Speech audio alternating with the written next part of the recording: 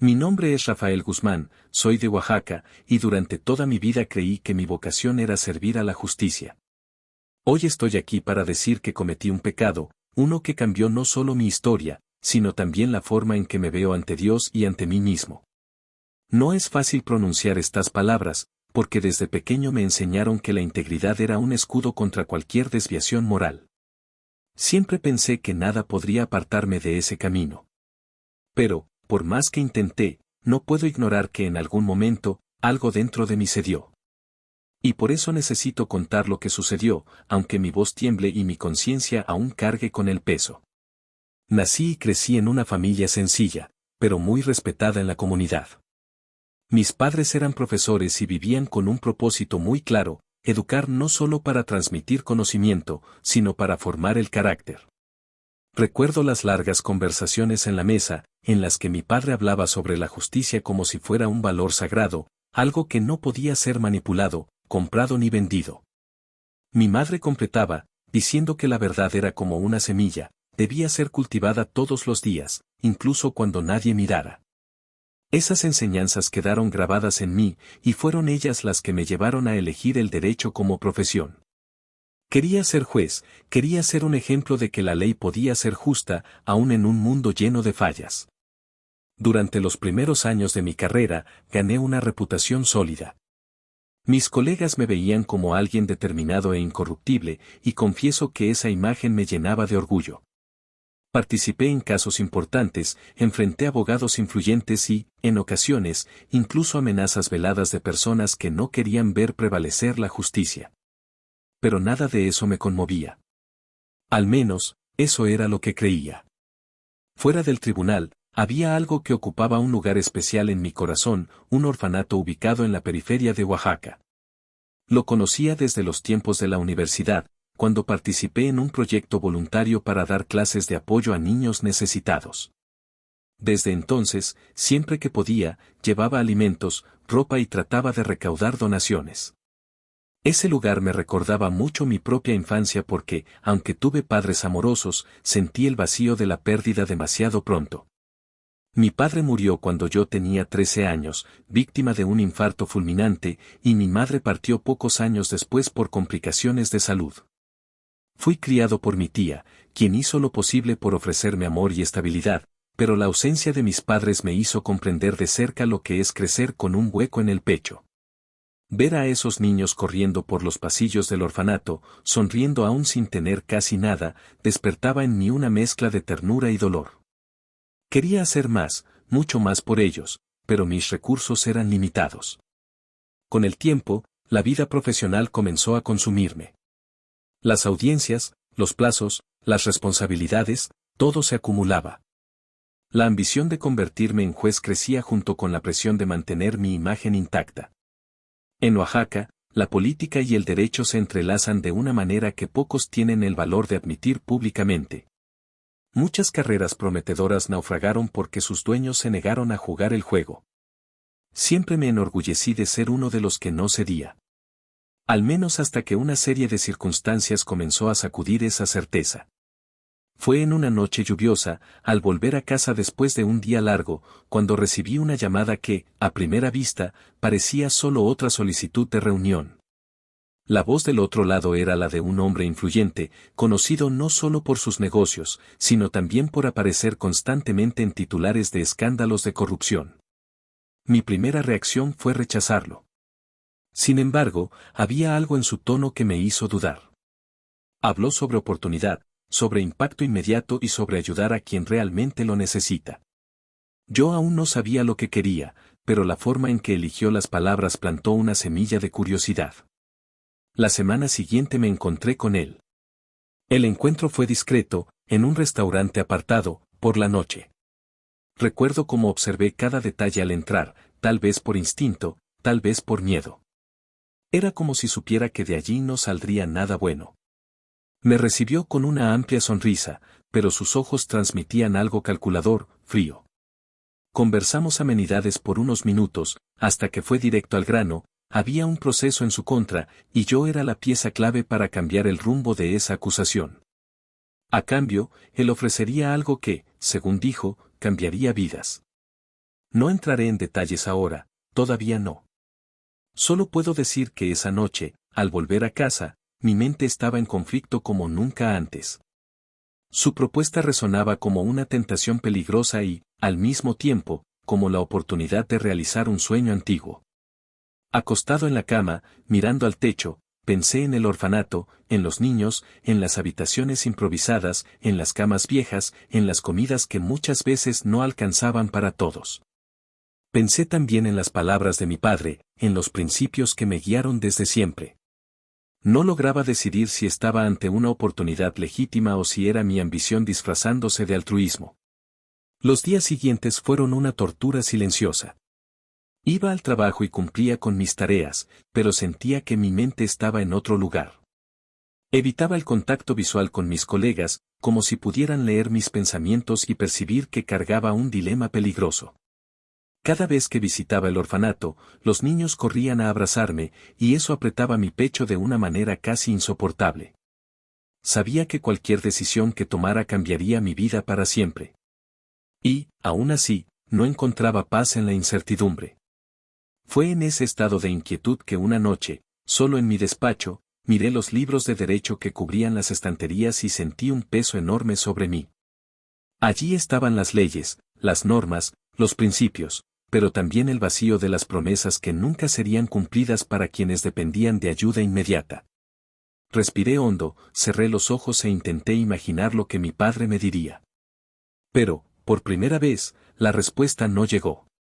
Y eso me dejó aún más vulnerable. Esa semana, la lluvia parecía no dar tregua en Oaxaca, y yo me sentía como si el clima reflejara exactamente lo que ocurría dentro de mí. Era como si cada gota que caía sobre el cristal de mi despacho fuera un recordatorio de que el tiempo pasaba y necesitaba tomar una decisión. La propuesta de ese hombre no salía de mi cabeza. Intentaba concentrarme en los procesos en curso, pero bastaba una pausa para que el pensamiento volviera, insistente. La imagen de los niños del orfanato, sonriendo aún en medio de la carencia, se mezclaba con el rostro frío y calculador del empresario que me ofreciera la oportunidad. 3 días después acepté volver a verlo. El lugar elegido esta vez fue un hotel pequeño, casi vacío, a la salida de la ciudad. La habitación estaba silenciosa, iluminada solo por una lámpara en la esquina. Él estaba sentado en un sillón, y al verme entrar se levantó con el semblante de quien ya estaba seguro de mi respuesta. Nos sentamos frente a frente. No hubo rodeos, sabía que yo quería escuchar los detalles y que, en el fondo, ya había tomado mi decisión. Su voz era baja, pero cargada de confianza. Explicó exactamente lo que necesitaría que hiciera: identificar brechas en el proceso, desacreditar a una testigo clave e influir discretamente en la conducción de una audiencia decisiva. Todo de forma sutil, para que pareciera una victoria legítima en el tribunal. Mientras hablaba, mi cuerpo estaba tenso. Sabía lo que aquello representaba. Era corrupción, pura y simple, aunque disfrazada de estrategia jurídica. Sin embargo, cuando mencionó el monto de la donación que haría al orfanato, mi corazón se aceleró. Era dinero suficiente para reformar todo el edificio, contratar más personal, ofrecer educación de calidad e incluso crear programas de preparación universitaria. Por un momento intenté convencerme de que, tal vez, Dios estaba usando un medio torcido para producir algo bueno. Pero, en el fondo, sabía que esa era solo la justificación que mi conciencia inventaba para no enfrentar la verdad. Cerramos el acuerdo esa misma noche. Él apretó mi mano con firmeza, como si sellara un pacto silencioso. Al salir del hotel, el viento frío cortaba mi rostro, y cada paso parecía más pesado que el anterior. Pasé la noche en vela, dando vueltas en la cama, sintiendo el peso de algo que aún no había hecho por completo, pero que ya empezaba a manchar mi alma. En los días siguientes empecé a ejecutar el plan. Analicé el proceso con una mirada fría y calculadora, buscando las fallas que pudieran ser explotadas. Cuando encontré a la testigo clave, una mujer humilde que había presenciado negociaciones sospechosas del empresario, procedí a cuestionar su credibilidad con preguntas sutiles que sembraban dudas sobre su memoria y sus intenciones.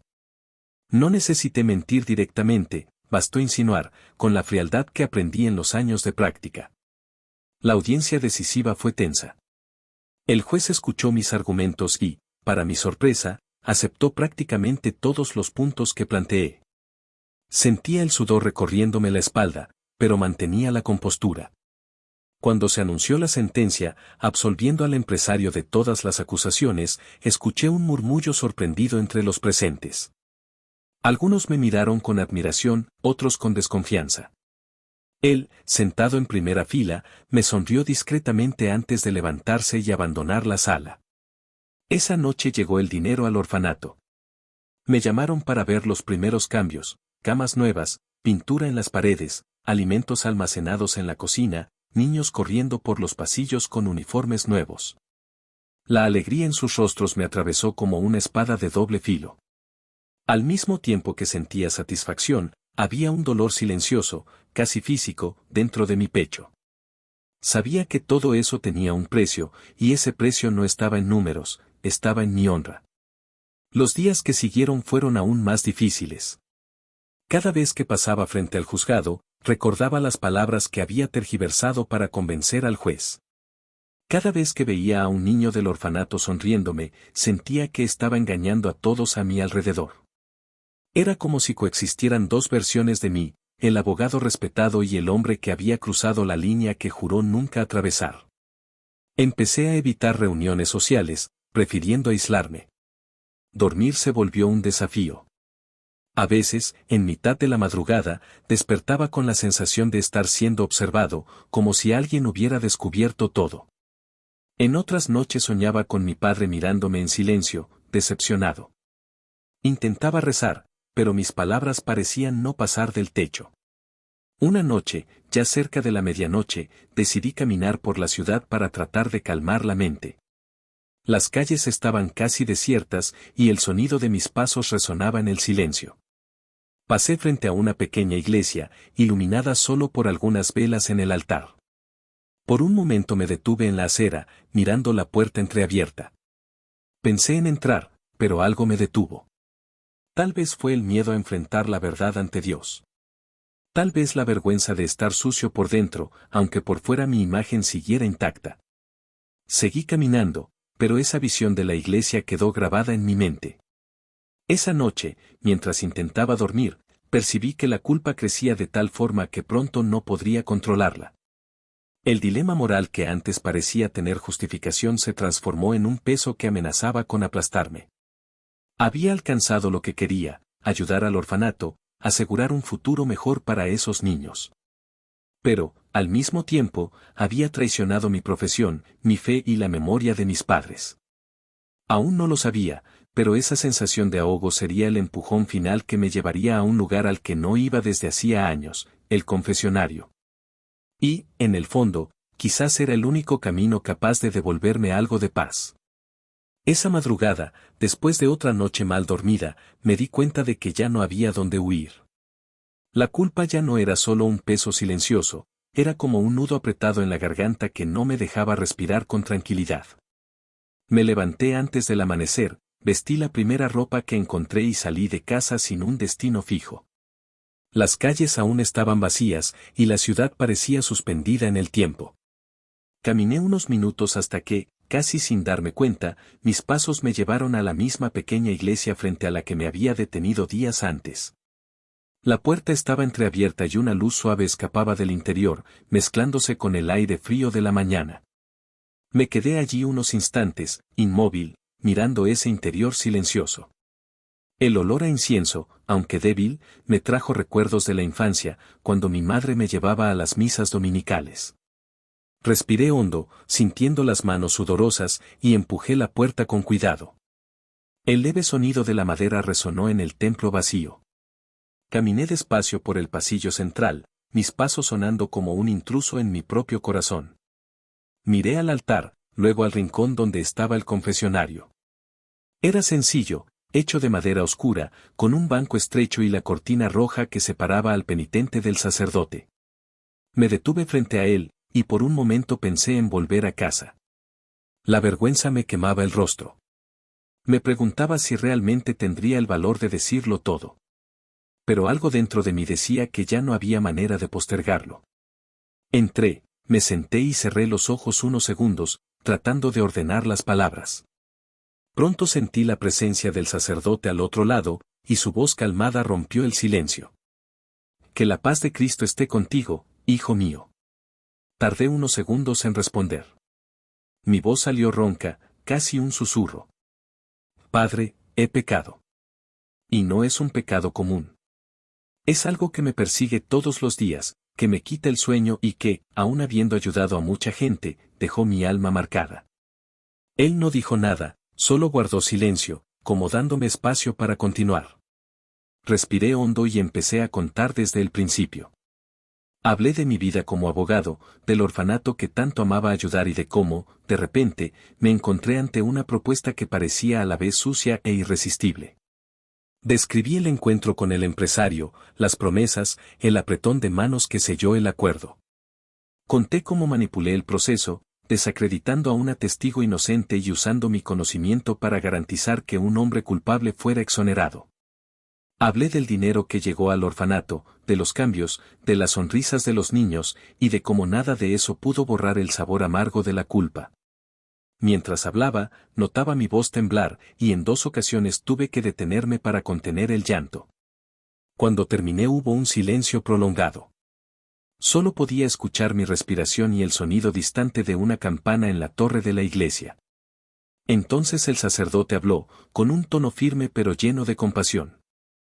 Hijo mío, lo que me has contado es grave. Cruzaste una línea que sabías que no debías cruzar. Pero también es cierto que la vida a veces nos coloca ante dilemas que nos hacen cuestionar hasta dónde llegan nuestros valores. Ayudar a los niños es un acto noble, pero la justicia no puede nacer de la injusticia. Cuando exoneraste a un culpable, aunque fuera con una intención aparentemente buena, sembraste una semilla de mentira que puede dar frutos amargos en el futuro. Sentí un peso aún mayor con sus palabras. Incliné la cabeza, con los ojos vidriosos. Entonces, Padre, ¿no hay perdón para mí? Suspiró antes de responder. Dios perdona a todo aquel que se arrepiente de corazón. Pero el arrepentimiento no es solo sentir remordimiento. También es asumir las consecuencias y buscar reparar lo hecho, en la medida de lo posible. Debes rezar, sí, pero también reflexionar sobre cómo devolver la verdad al lugar del que la sacaste. Tal vez eso cueste tu reputación, tal vez cueste tu carrera. Pero la libertad del alma vale más que cualquier título. Sentí un nudo en el estómago al escuchar eso. Sabía que tenía razón. ¿Y qué debo hacer, Padre? Primero, confiesa a Dios en la oración todos los días, pidiendo no solo perdón sino también valentía para obrar rectamente. Segundo, busca maneras de reparar, aun si eso significa exponerte. Y, como penitencia, durante los próximos 40 días quiero que vengas a esta iglesia cada semana, participes en la misa y traigas una comida para compartir con los hambrientos. Quiero que mires a los ojos de esas personas y veas que la justicia también se hace con gestos pequeños. Pero, sobre todo, recuerda, la verdadera reparación no termina aquí. Si quieres vivir en paz, tendrás que enfrentar las consecuencias de lo que hiciste, no para ser castigado, sino para ser libre. Asentí, aun sabiendo que no sería fácil. Hizo la señal de la cruz y murmuró la fórmula de la absolución. Al levantarme, mis piernas se sintieron más ligeras, pero mi corazón sabía que la verdadera prueba aún estaba por venir. Salí del confesionario y me arrodillé ante el altar. La tenue luz de las velas iluminaba el rostro de Cristo en la cruz, y sentí que, por primera vez en meses, podía respirar un poco mejor. Me quedé allí largos minutos, en silencio, escuchando solo el sonido distante de la lluvia que empezaba de nuevo. Y, mientras me levantaba para irme, una certeza empezó a tomar forma: si realmente quería vivir en paz, tendría que enfrentar todo lo que vendría, sin ocultar nada. En los días que siguieron a la confesión, la sensación de alivio que sentí al salir de esa iglesia no borró el desafío que el sacerdote me había planteado. Al contrario, sus palabras resonaban en mi mente como un recordatorio constante: reparar lo hecho. La penitencia que me impuso, ir a misa semanalmente por 40 días y llevar alimento para compartir, se convirtió en una rutina que me puso en contacto directo con personas al margen. con historias de lucha y dignidad que muchas veces no tienen voz. Al ofrecer una comida, percibí que la justicia también ocurría en esos pequeños encuentros, en las breves conversaciones, en las miradas sinceras de gratitud. Pero, aún así, el peso de la mentira que sostuve todavía me acompañaba. En la tercera semana comprendí que no podría seguir adelante sin enfrentar la parte más dolorosa, exponer lo que hice. No se trataba solo de un acto de coraje, sino de coherencia con el arrepentimiento que decía sentir. La idea me quitaba el sueño.